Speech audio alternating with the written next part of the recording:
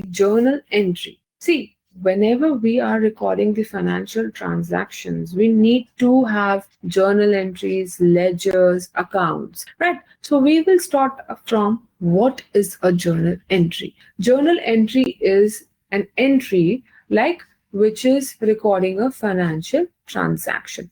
Now, how we do, what things are involved, what steps are involved, we will just go through that. A journal entry shows when an account balance changes. What is the account balance? Whenever there is a debit, whenever there is a credit. Debit means what goes out. Credit means what comes in, right?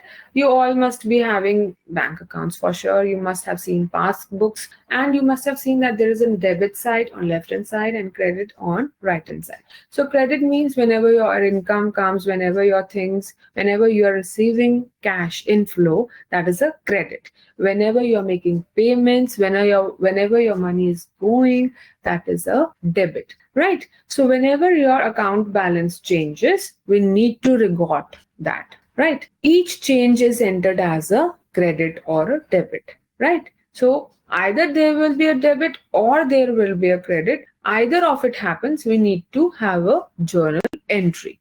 In double entry bookkeeping, you make at least 2 journal entries for every transaction. These debit and credit entries are a bit counterintuitive in practice. So take the time to work out which is which. See, for example, I am getting salary, right? So I will have 2 journal entries related to it. Now, I will not tell you the journal entry related to it because we need to first understand what is debit, what is credit, what are the accounts we create, and then we will go to the journal entry.